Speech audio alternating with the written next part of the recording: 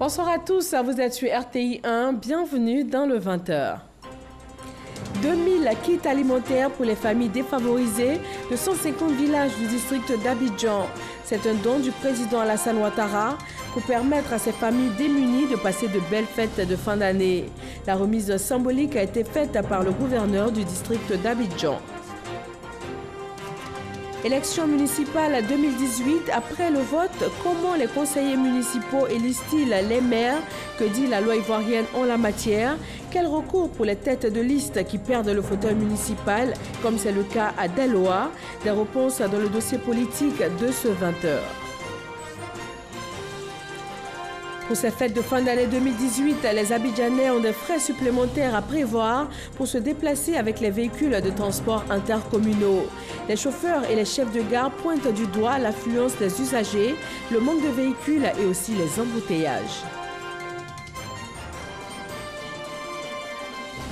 À Madagascar, Andry Rajoelina, l'ancien président de la transition, est arrivé en tête du scrutin présidentiel avec 55,66% des voix.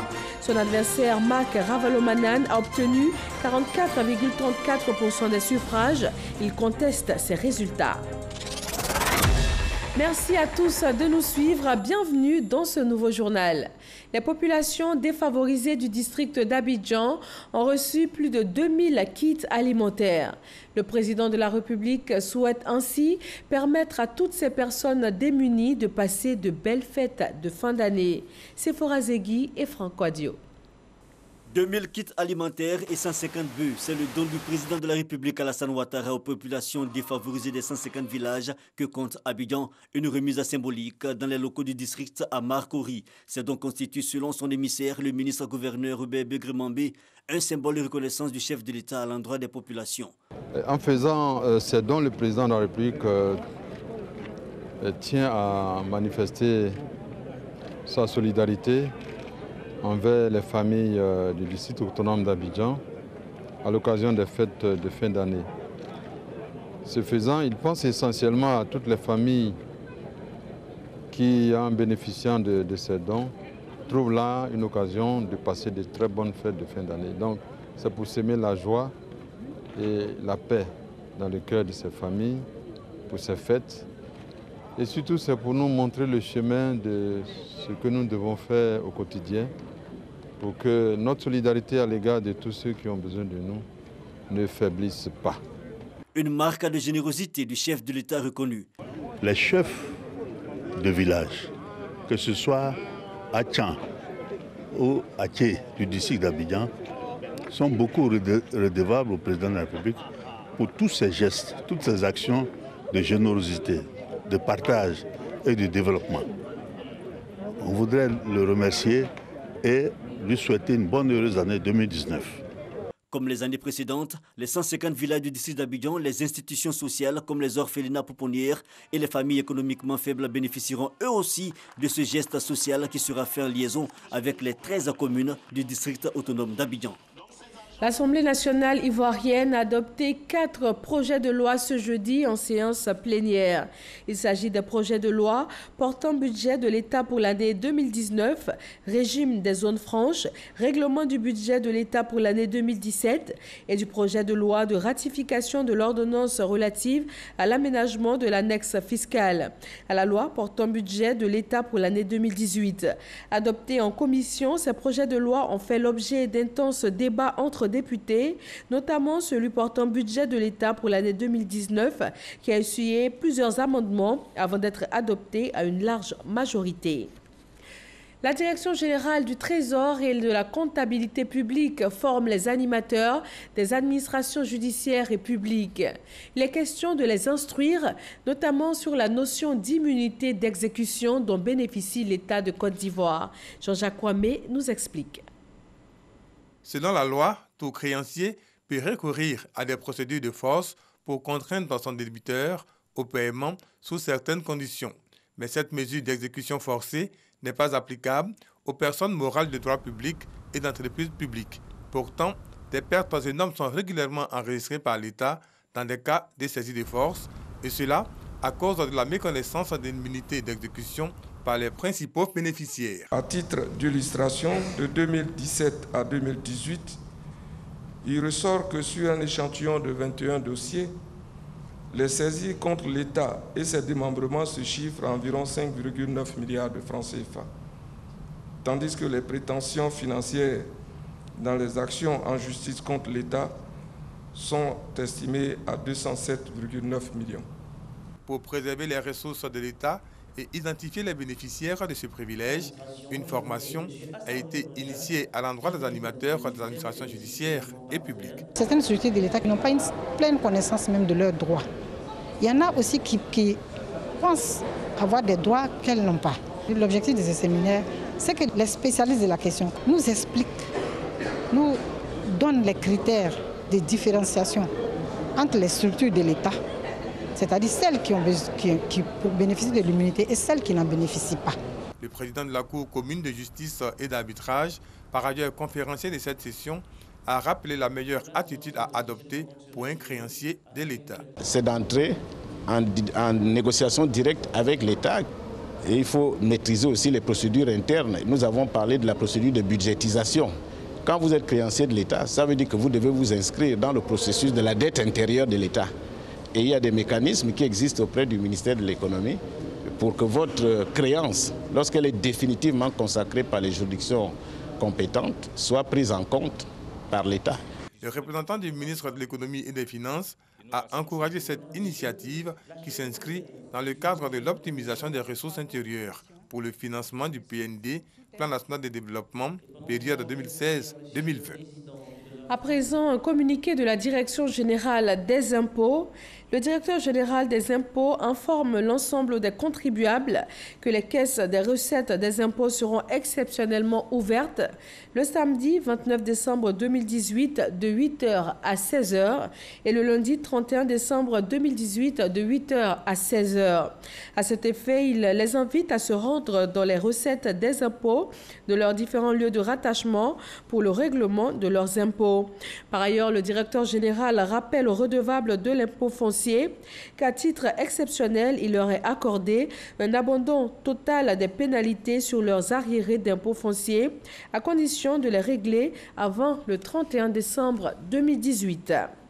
Dans l'actualité politique, après les élections locales ivoiriennes, le vote des électeurs à la fin du contentieux, place à l'élection des maires par les conseillers municipaux.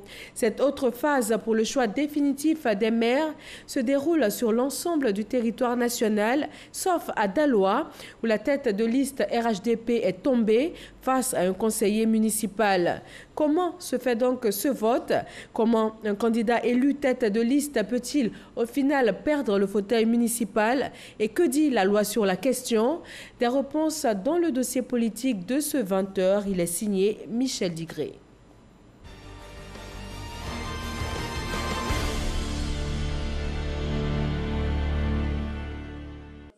Passation de charge entre Béli Stéphane et le représentant du maire sortant de Daloa, Samba Coulibaly. Si cette procédure paraît normale sur le plan administratif, politiquement, elle suscite beaucoup d'interrogations au sein des populations. Vraiment, on ne comprend rien du tout. La population et la jeunesse ont voté nos leaders, nos matons, Samba Coulibaly. Et à nos grandes surprises, on nous dit que non, que Samba n'est plus maire. Comment nous, la population, on peut voter pour mettre quelqu'un en place et puis il vient enlever comme ça le monsieur pour mettre quelqu'un d'autre là-bas. Donc vraiment, on n'est pas d'accord pour ça. En effet, c'est la liste conduite par Samba Coulibaly qui a été victorieuse au cours du scrutin municipal à Daloa le 13 octobre dernier. Mais le choix des conseillers municipaux s'est porté sur Béli Stéphane, issu de cette même liste, pour présider aux destinées de la commune de Daloa pour les 5 années à venir. Qu'on nous explique qu'est-ce qui n'a pas marché pour que Samba ne soit plus à la tête de la mairie. Qu'est-ce qui n'a pas marché? Eh bien, la réponse à cette interrogation se trouve dans le code électoral, selon le directeur général de la décentralisation. De façon concrète, la loi 2012-1128 du 13 décembre 2012 est suffisamment claire là-dessus. Après le vote exercé par les populations, eh bien, on ne peut pas encore parler de maire qui est élu. Voilà. Il y a quelqu'un qui fait office de tête de liste, c'est vrai, mais il n'est pas encore le maire. Le maire ne sera élu qu'à la première réunion du conseil qui est convoquée par le préfet. Et cette réunion est présidée par le doyen d'âge et le secrétariat est assuré par le plus jeune. Au cours de cette réunion, tout conseiller peut être candidat à la mairie, peut être candidat pour être désigné le maire de la commune. Ça peut être la tête de liste, mais ça peut être le dernier des conseillers aussi. Mais la désignation de maire, autre que la tête de liste, ne pose-t-elle pas un problème de légitimité? Oh, non, ça ne pose pas un problème de légitimité. Pourquoi? Parce que ça a un fondement juridique. Le code électoral, la loi électorale. Or, la loi est l'émanation de la volonté générale. C'est-à-dire, la loi a été adoptée par les députés qui sont les représentants du peuple. Dès lors, il n'y a pas d'illégitimité. Seulement, il faudrait que dorénavant, il y ait plus de sensibilisation auprès des électeurs pour qu'ils sachent que le jour des élections municipales, ils n'élisent pas directement le maire, mais ils élisent, n'est-ce pas, un groupe de personnes appelées conseillers municipaux. Les conseillers municipaux sont donc les grands électeurs qui ont le dernier mot pour le choix du maire après le vote des populations. Une fois que nous sommes élus, ce n'est pas terminé. Comme vous le dites, ce n'est pas terminé. C'est maintenant même que l'élection va se faire, parce qu'il y a des grands électeurs. Ce sont les conseillers, une liste qui a été établie à partir de la proportionnelle. Donc, il y a votre adversaire ou vos adversaires qui ont eu des pourcentages qui vont apporter donc des conseillers qui vont être sur la même liste que vous. Donc vous avez vous-même vos conseillers, vous avez des conseillers de vos adversaires. Après donc le scrutin, la commission électorale indépendante établit la liste proportionnelle en fonction du pourcentage de toutes les listes en compétition. La proportionnelle est transmise au ministère de l'Intérieur et de la Sécurité en vue de l'installation des conseillers municipaux pour la désignation du maire. Par exemple, si votre liste a gagné l'élection à 60%, eh bien, vous aurez d'abord, si on a 50 conseillers municipaux, vous aurez d'abord 25 conseillers municipaux, voilà, qui sont de votre liste. Ensuite, les 25 autres qui restent, vous aurez 60% de ces 25 conseillers qui restent. La tête de liste victorieuse dans ce cas de figure a donc toutes les chances de s'installer dans le fauteuil municipal, à condition que ses conseillers adhèrent à sa vision jusqu'au second vote. Si on choisit des gens qu'on a cooptés pour être sur nos listes, pour aller défendre notre idéal commun, et qu'au niveau du vote indirect, ces personnes-là ont des incompréhensions avec nous, ces personnes-là deviennent des adversaires, je pense que déjà ça veut dire que nos choix même ne sont pas forcément les meilleurs. Et donc à ce niveau-là, il faut pouvoir faire confiance à ses propres choix. Et je pense qu'il faut pouvoir à ce niveau-là aussi mettre une bonne équipe qui a la même dynamique, la même vision pour pouvoir servir la population. Il n'y a pas que des mécontents à Daloa. Pour d'autres électeurs, il faut soutenir le maire élu par le conseil municipal. La démocratie, il faut respecter la loi. Les conseillers ont voté pour Béli Stéphane. Il faut laisser Béli Stéphane travailler les 5 ans. Le nouveau maire qui a été élu tout récemment, laissez-lui, M. Béli Stéphane n'a qu'à travailler. C'est la loi, c'est la loi. Ici, à Bingéville, l'élection du maire par les conseillers municipaux vient de s'achever. La tête de liste est confirmée dans ses fonctions. Nous sommes d'accord que celui qui doit diriger cette municipalité s'appelle Doumbia Issouf, depuis même le dépôt des dossiers à la CEI. Nous sommes dans un pays démocratique, donc moi je pense qu'après l'élection des populations, le conseil municipal peut décider autrement selon les capacités de tout un chacun. Toutefois, certains maires estiment que cette loi mérite d'être réformée. Dès qu'on arrive quand même au niveau de la loi à faire un petit amendement pour que celui qui a vraiment gagné largement, qu'on n'aille plus faire des rencontres pour choisir qui est le maire. Le maire est élu la tête de liste qui a battu beaucoup de campagnes. Il devait être celui qu'on doit retenir. Ce n'est pas une mauvaise loi. Je suis sûr que ceux qui ont pris cette loi-là avaient forcément des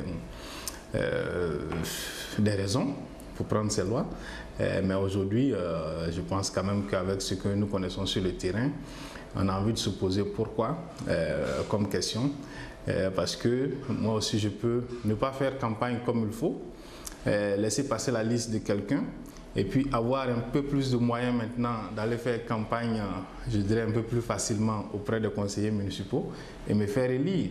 Alors que je n'ai pas la vision, ce n'est pas ma vision qui est vendue à la population, donc je n'ai pas la vision du développement que les populations ont défendu. Et c'est là que ça peut poser, je pense, un réel problème qu'il faut pouvoir adresser. Est-ce que celui qui est élu par la population et celui qui est élu par les conseillers ont les mêmes visions de développement, les mêmes aspirations? Parce qu'à la fin de la journée, c'est la population qu'on sait.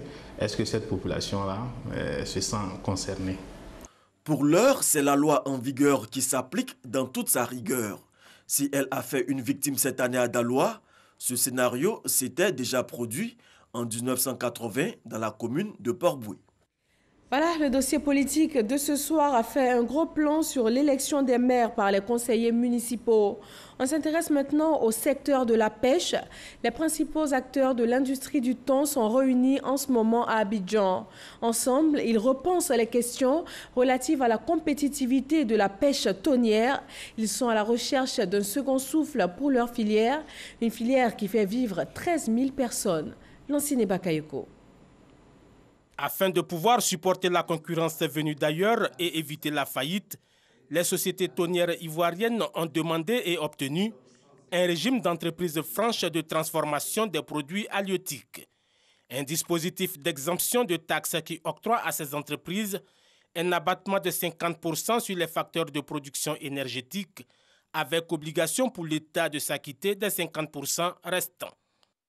L'amorce du remboursement de la dette lié aux abattements sur les facteurs de production a permis de mettre à niveau nos infrastructures et faire face à la concurrence du marché. À ce jour, au moins 12,6 milliards de francs CFA ont déjà été remboursés. Mais pour l'avènement d'une filière thonière beaucoup plus compétitive, de vrais défis restent à relever. Des défis liés, entre autres, à l'état des stocks et des marchés, à la durabilité du traitement de la denrée et bien sûr à la sécurisation de nos eaux. Nous avons, dans le cadre de la surveillance des pêches, installé un système de surveillance satellitaire et Dieu merci, aujourd'hui nous avons des patrouilleurs qui nous permettent, dans le cadre des actions de l'État en mer, d'aller donc à l'assaut de ces assaillants d'une autre nature.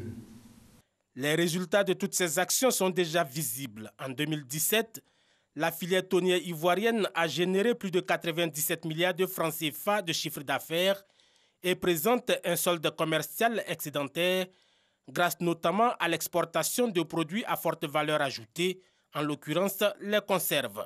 Aujourd'hui, 3 sociétés constituent le fleuron de l'industrie thonière ivoirienne. Avec 30 000 tonnes de produits traités, elle représente quelques 3 500 emplois directs, dont 65% de femmes. Un incendie s'est déclaré dans la matinée de ce jeudi à l'immeuble XL dans la commune du Plateau. Le groupement des sapeurs-pompiers militaires alertés est intervenu immédiatement. Des détails dans ce reportage de Jean-Marc Djadji et Franck Quadio. Un véhicule entièrement calciné au 2e sous-sol de cet immeuble, à proximité du stade Félix Houphouët-Boigny. Une tragédie évitée de justesse par les sapeurs-pompiers. Le véhicule, à l'origine d'un incendie qui aurait pu causer d'importants dégâts. Ce matin, aux environs de 08h50, on a été alerté donc pour un feu au sein d'un immeuble, au 2e sous-sol, R-2, au niveau donc du plateau, immeuble XL, face entrée principale, stade Félix Houphouët-Boigny. Nous sommes rendus sur le lieu donc aux environs de 9h et pendant près de 3 heures d'horloge, on a dû se battre contre cet incendie. Il s'agissait donc d'un véhicule en feu. On a réussi à empêcher la propagation du feu, donc à empêcher que d'autres véhicules soient pris en compte par le feu. On a réussi donc à le maintenir dans son volume initial et à procéder à l'extinction totale. Aucune perte en vie humaine enregistrée. Les enquêtes sont en cours pour élucider les circonstances profondes de l'incendie. Nous sommes le 27 décembre, en plein dans la période des fêtes. Et pour se déplacer dans le district d'Abidjan, il faut prévoir des frais supplémentaires. Les prix grimpent pour les véhicules de transport intercommunes. Les chefs de gare mettent en cause le manque de véhicules, l'embouteillage et aussi l'affluence des usagers. Amadou Ouattara. Commune de Koumassi. Ambiance de fin d'année à la gare routière du Grand Carrefour. Dans cette file d'attente, hommes, femmes et enfants attendent un véhicule depuis quelques moments pour différentes destinations. Beaucoup de personnes sont sorties pour pouvoir faire leurs achats comme tout le monde. C'est difficile pour se déplacer. On ne trouve pas de véhicule. Il faut faire le rang, il faut attendre et on arrive à la maison tardivement. C'est à partir de midi, 14h. Bon, à ma connaissance, au niveau d'Adjamé. Pas facile de se déplacer en cette période de fête. Pour les déplacements intercommunes, il faut prévoir la gestion du temps lié aux embouteillages et aux frais de transport qui subissent une évolution pendant les heures de pointe. À Djamé, par exemple, Renault comme marché, c'est 600 francs. Quand ils prennent le 3e pont, sinon le plateau, c'est 500 francs. Le Pougon, ça fait 700. Sinon, le tarif n'a pas changé. Si à Koumassi, l'on nie l'augmentation des différents titres de transport à Treichville, ce responsable de la gare du Carrefour de Livosep justifie les faits pour avoir été victime de cette situation. Ici, les tarifs n'ont pas augmenté. Par contre, à Djamé, moi-même, je viens de là-bas. J'empruntais 400 pour venir à Treichville. Maintenant, je prends 500 francs maintenant pour venir à Treichville. Ça subit une augmentation de 100 francs. Avec la sortie même des policiers qui parlaient de patentes là, il y a beaucoup de nos véhicules vraiment qui ne sont pas à jour. Donc ils avaient tous garé. Ça a causé beaucoup de problèmes. On arrête des bakas, on leur propose de venir prendre les personnes pour pouvoir les déposer là où ils vont. D'autres acceptent, d'autres ne peuvent pas traverser le pont. Rendons-nous dans la commune d'Atekoubé afin de comprendre cette variation partielle et temporelle du coût du transport. S'il y a un embouteillage, qu'on n'a pas de véhicules ici, pour faire partie les clients, nous sommes obligés d'ajouter un 100 francs ou soit un 200 dessus. On débute le travail à 4 heures. À 4 heures, il n'y a pas de souci, ça va. Mais aux environs de 8 heures, ça devient plus difficile. Cette situation ne semble pas déranger des usagers qui s'en accommodent. Souvent, les jours de fête, il y a une augmentation. En période ordinaire, on peut payer, par exemple, si c'est à 13 jours, on paye 400. Mais les jours de fête, c'est au moins 500, 600. Quand on est pressé, on doit faire avec. Soumaïla et Oumar, membres des comités de gestion des gares de Koumassi et d'Atekoubé, disent avoir pris toutes les dispositions pour la bonne marche de leurs activités de transport intercommunal. Nous avons pris la disposition, veiller au grand chaque matin, sensibiliser les chauffeurs pour réduire la vitesse et être beaucoup disciplinés. Il n'y a pas de problème, ça va. Il y a des gens qui sont là spécialement ici, qui sont là pour la sécurité. Il n'empêche, des prières et vœux sont faits pour une fin d'année heureuse dans la paix. La Caisse nationale de prévoyance sociale CNPS a organisé sa traditionnelle cérémonie annuelle de remise de diplômes.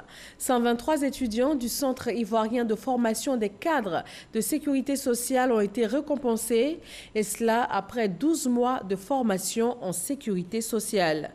Moussa Koulibaly et Issaïo. 123 étudiants du Centre ivoirien de formation des cadres de sécurité sociale, désormais sur le marché de l'emploi. C'est avec fierté qu'ils ont reçu leur diplôme après 1 an de formation en sécurité sociale.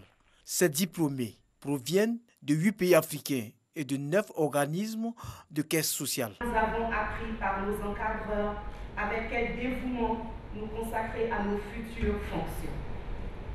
Nous prenons davantage conscience de l'intérêt que nos caisses attachent à la formation. Une détermination également affichée par le directeur général de la CNPS, Caisse nationale de prévoyance sociale, dont l'objectif est de former des agents en adéquation avec les réalités de la sécurité sociale. Pour faire face à la problématique du développement du champ d'application personnel et matériel de la couverture sociale des populations, illustré par les différents projets d'extension initiés par l'ensemble des États membres de la CIPES. Représentant le ministre de l'Emploi et de la Protection sociale, Pascal Kwaku-Abinan, son directeur de cabinet, Jean-Jacques Kanga, a révélé les nombreux défis en matière de sécurité sociale, surtout pour les couches défavorisées. En ce sens, l'Institut de formation au métier de la sécurité sociale, qui s'inscrit dans la vision de la CIPRES en matière de formation, apparaît comme un instrument de référence dans le renforcement des capacités des personnels des organismes de protection sociale. Dans cette dynamique de formation des agents, l'Institut de formation au métier de la sécurité sociale, IM2S, aura deux nouveaux cycles, celui des médecins conseils et celui des ingénieurs conseils. Ces étudiants qui sortent du Centre ivoirien de formation des cadres de sécurité sociale viennent étoffer les rangs des agents chargés de recevoir les personnes du troisième âge dans les institutions de prévoyance sociale. Et la journée internationale qui est dédiée à ces personnes âgées est célébrée tous les 21 octobre. Cette année, la célébration officielle a été décalée ici en Côte d'Ivoire au mois de décembre. En Tunisie, un ressortissant ivoirien a trouvé la mort suite à une agression à l'arme blanche. Nous vous proposons le communiqué du ministère de l'Intégration africaine et des Ivoiriens de l'extérieur à ce sujet. Le président de la République et le gouvernement ivoirien ont été émus par la mort tragique de l'un de nos compatriotes du nom de Falikou Koulibaly, président d'une association ivoirienne en Tunisie, victime d'une agression à l'arme blanche dans le quartier précaire de Nadimata à Tunis, dans la nuit du 23 au 24 décembre 2018. Le président de la République et le gouvernement ivoirien condamnent le meurtre crapuleux de cet Ivoirien et tiennent à présenter leurs condoléances les plus attristées à la famille biologique de notre compatriote ainsi qu'à la communauté ivoirienne résidant à Tunis. Ils comprennent l'exaspération des Ivoiriens face à cette autre agression, mais lancent un appel au calme. Le gouvernement ivoirien note que les autorités tunisiennes sont disposées à faire toute la lumière sur ce lâche assassinat et à poursuivre les auteurs. Cet engagement a été confirmé le mercredi 26 décembre 2018 par l'ambassadeur de Tunisie en Côte d'Ivoire, son Excellence M. Mohamed Naouf El Labidi, lors de la rencontre qu'il a eue au ministère des Affaires étrangères avec le secrétaire général du dit ministère. L'ambassadeur tunisien a informé les autorités ivoiriennes de l'arrestation de 6 présumés coupables et de leur mise à la disposition de la justice tunisienne.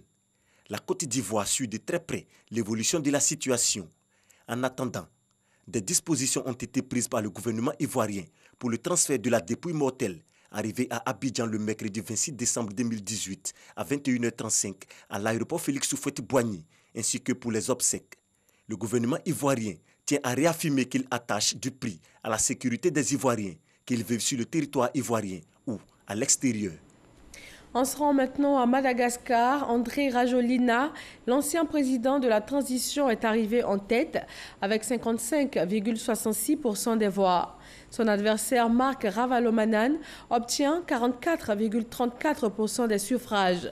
Ce sont les résultats officiels provisoires publiés par la Commission électorale nationale indépendante. Marc Ravalomanane annonce cependant un recours auprès de la Haute Cour constitutionnelle, la seule entité capable de trancher les litiges électoraux. Son équipe légale assure que l'élection n'est pas régulière. La proclamation des résultats définitifs et aussi des résultats des litiges aura lieu dans 9 jours. Et puis en Belgique, pour terminer, la justice a ordonné au gouvernement de rapatrier d'ici 40 jours 6 enfants belges de combattants djihadistes de l'organisation État islamique. Ils sont actuellement retenus avec leur mère en Syrie. Ils sont détenus dans un camp du nord de la Syrie sous contrôle kurde. Cette décision est saluée par les défenseurs des droits de l'homme. Et c'est tout pour ce 20h. Merci à tous de nous avoir suivis et surtout, passez une très bonne fin de soirée sur RTI 1.